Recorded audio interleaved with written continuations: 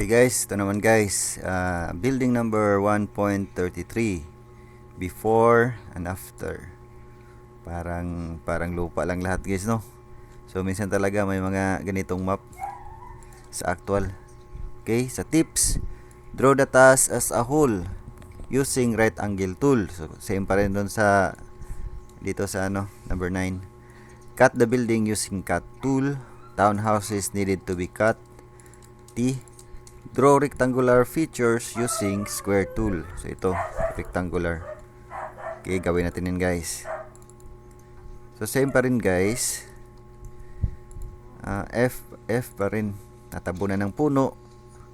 Ano lang, use your imagination lang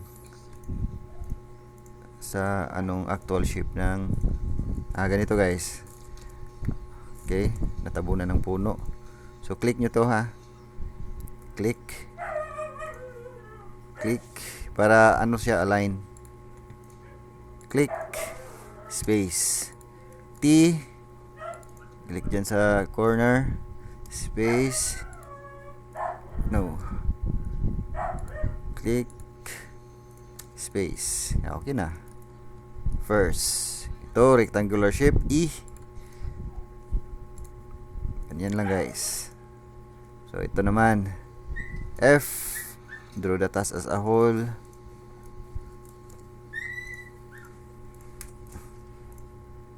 Yan.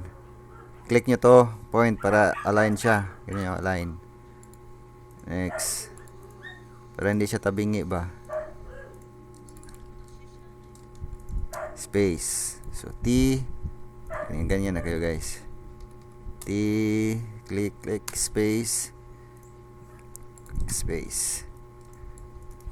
Madali lang guys, no? F. Dito tayo magsimula guys ha.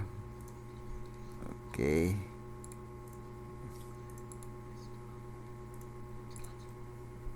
Diyan, i-click nyo dyan. Yan. T, para align siya, hindi siya tabingi. Okay na.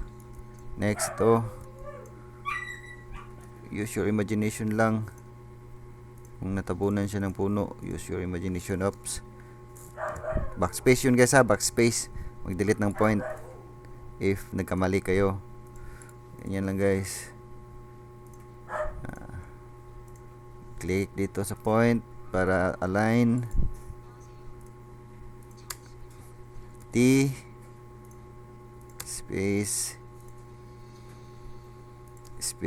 para makat, space. Next, ito naman F, draw as a whole. Click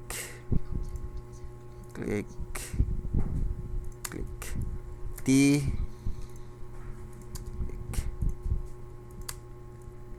diba? Dali lang.